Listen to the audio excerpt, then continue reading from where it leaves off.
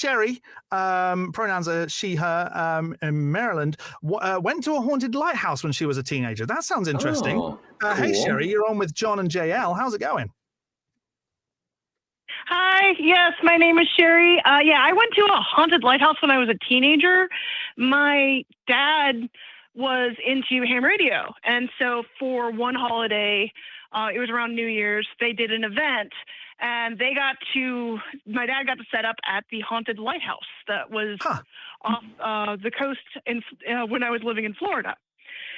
And it was interesting. It was a little weird. I went to the bathroom and they had signs on the doors that says, please fully close the door because the ghosts like to open it. And that was weird. That sounds like a ghost that has some problems. Yeah, I know. Really, that was my first thought. I'm like, so the ghosts want to see people peeing? That's kind of creepy. Right. And then later on, the groundskeeper came and he's like, okay, we haven't had any ghosts other than moving things around in the lighthouse itself, but we've had people see dead people in the grounds, and there's a gate, and if you go by the gate and it's really foggy, you'll maybe see the old lighthouse keeper, and he'll curse at you for being on his grounds. I'm like, okay, so they're territorial as well. Yes, right.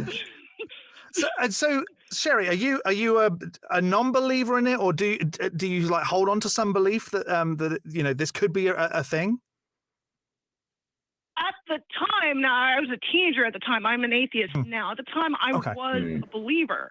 So I kind of like, oh, okay, maybe I was still very skeptical, but I was like, well, maybe it's true. I don't know. Maybe I'll see something. But we didn't really see very much. I mean, the lighthouse was very creaky, but it's an old lighthouse. I didn't really think that had anything to do with the ghosts. But yeah, we didn't see anything at the time that we were there. I did not know because it was my family. So it was me and my sisters and my dad. My sister apparently is very superstitious, and she was we didn't tell her at the time that the lighthouse was supposedly haunted, and I guess she didn't go to the bathroom. So when she found out from me that I went, the lighthouse was haunted, she freaked out. She's like, "Oh my gosh, we went to the haunted lighthouse!" I'm like, "Yeah, we did." Wow. Nothing really happened, though. That's awesome. So when I was a teenager, because I feel like we're going to bond here, Sherry, with some old teenage memories. I went to a school that was apparently haunted, and we filmed a short film in the basement there, and it was the most terrifying thing because things like would creak. And at the time, I was such a believer that I was like, "There's someone here with me. I need to get out. But there was a rumor that if you ran around one of the oak trees out the front of this school. It was an old house that was built in I want to say it was like the 1300s or 1400s in the UK. I'm from the UK. Everything's very old over there. And there was an old tree. And if you ran around the tree 15 times and looked up at the top right window, the lady of the house would appear. And I can't tell you how many times I tried that as a believer and never saw anything. I'm so gutted. Yeah. So gutted. Yeah, it's like you kind of want something to happen, and it's kind of like, oh, nothing really happened. Oh, well. And even as a skeptic, as a non-believer, you want to go, you go, oh, I want something to happen so that I can go, what is this? How can I explain this? Yeah. I went to, just to make you feel a little bit better, Sherry, I went, when I was also a believer, I went to a spiritualist medium who was a massive showman, and he had about 2,000 people in the audience at this one time. And he reassured everybody that ghosts won't ever enter a bedroom. So when you're doing the thing, it's okay, they won't see. And I assume that's the same with bathrooms. So don't ever worry if that belief comes back. Go to a bathroom, they won't watch you pee. You'll be fine. And I've got that from a spiritualist medium, so open the doors. You're right. That's so bizarre. So you said you went with your dad? Yeah, I went with my dad and my two sisters. Okay, and so they had a blast. Go ahead. Okay. Are they still believers? Your dad's still a believer? My dad is. My sisters are not. Both of them. All three of us are now atheists. Oh, wow. Yeah. How would you feel, though, if your dad said, come on, Sherry, we're going to go to this haunted location. You're going to come with me and we're going to see what happens. How would you feel about that now? I'd be like, okay, let's see what happens. Would you really? I would be like curious as to see if something happened. But, it would be still, you'd have to like rule out everything that's, it's a creepy house. They make noises. Doors open sometimes. Our husky locked herself in the bathroom one time. That was dogs do that. That's cool. Would you do a Ouija board with your dad? Oh yeah, I probably would. That would be fun because we could see if the house is haunted.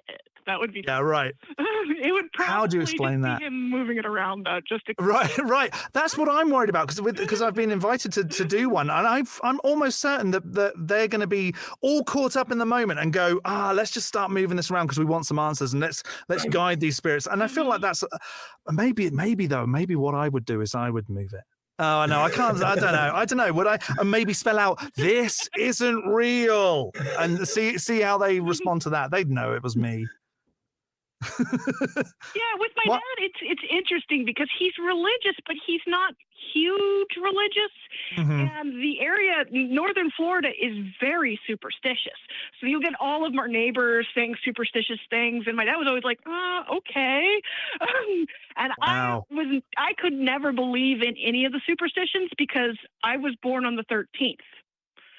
And it was in October.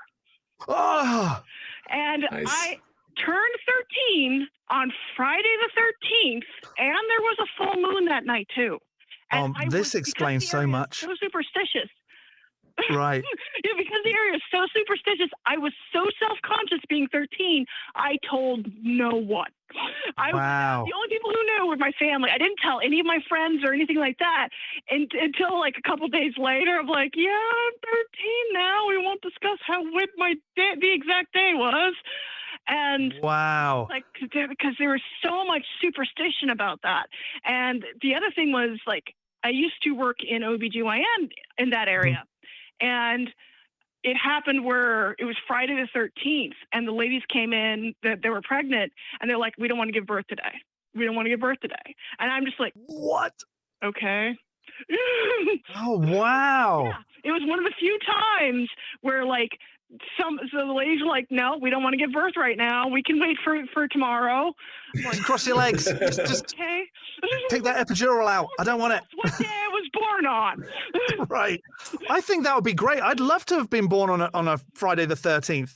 I was born on an 8th on a Sunday. It was terrible. The 3 best days you could be born on is you be born on October 31st, you could be born on a Friday the 13th, you could be born on February 29th. Those are the 3 best days. Exactly. What about April Fool's Day, though? I do feel like maybe April 1st is a good one as well. Okay, I could tack April 1st on that one as well. Yeah. Yeah. Right. There you go. Well, did you said you didn't experience anything else other than this sign on the door? No, like cold chills or anything when you're in this haunted?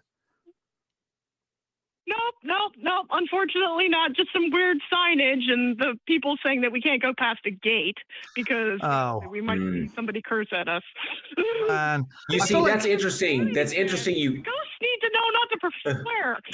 That's right. Yeah, true.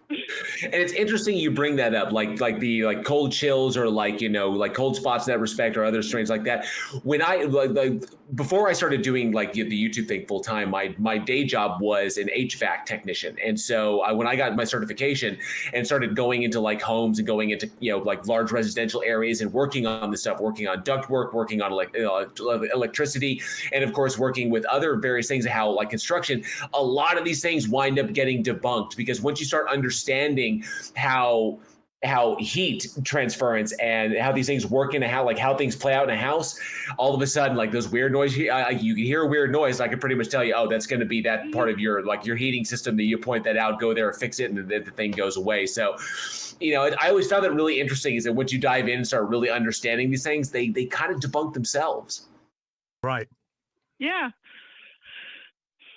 Well, I feel like I feel like these are good therapy sessions. We can just talk about our experiences, just get it out, and go. Okay, I'm past that now. I'm good. Yeah, once I left northern Florida, I didn't. I guess because I grew up there, I was so used to it. I get out of that area and I'm like, wow, not everybody's really superstitious. Oh my gosh, that was just that area? Oh, okay. Wow. So Sherry, I have a question because you just mentioned Florida, and I hope everybody is recovering as best they can from the recent hurricane that just came through there. So all the best to all of you out there. Be safe. But I have a question about that. Obviously, I think anybody who dabbles in these areas is familiar with the area known as Casa Daga. So, or Casa Daga, however they happen to pronounce it. Are you familiar with that town, with that unincorporated town? That sounds like it might be farther south from where I was. I was mostly northern Florida. I was living in the Pensacola area, which is like as far north and as far west as you can get and still be in Florida. So that might be something. I mean, we did have, so it's a beach area. And there was talk of seeing lights in the sky in the beach area over at Gulf Breeze. But no, I think that might have been farther south for me. So yeah, the reason I ask is because I'm checking it right now. So yeah, Casa Daga is a little bit. It's kind of like southwest of Daytona Beach. So is where it's located at. But it is a town. It's an unincorporated town in Florida that is almost entirely populated by psychics. It's like the whole town is just like Psychicville. And so you can get all forms of tea reading and palm reading and tarot reading and all they kind of flock there. And it's an interesting little thing about Florida that I found intriguing when I came across it. And I was like, I've always kind of wanted to visit there myself.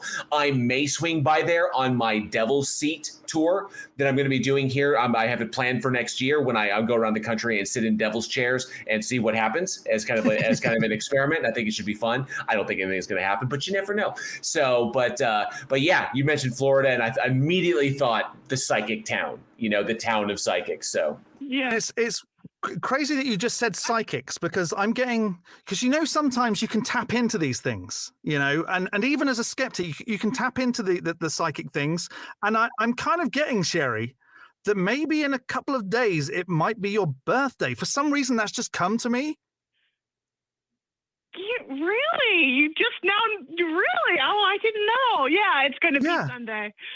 Wow. And I don't see. Sometimes it just happens to you. You just get like a little thing that goes, you see it in your head. You see it on the chat, on the screen, but you also see it in your head. And I just got that for all of a sudden, Sherry, that it's your birthday in a couple of days. Yeah, it's going to be my birthday on Sunday, so that's going to be fun. There you go. Well, happy 24th birthday. Well, I just made up an age. I don't know how old you are. Me too. Me too. Sadly, I'm older than that. I will say it's the ultimate answer is what I'm going to be. No way. Nice. I'm very close to that too. I get nice. you. I like that. Oh, that's you youngins. You youngins. Jay, I'm sure you dye that grey in your beard, JL. I'm sure you do. Well, Sherry, it was nice talking to you. Thanks for giving us that story. And I hope that your future haunted experiences are equally as non-eventful.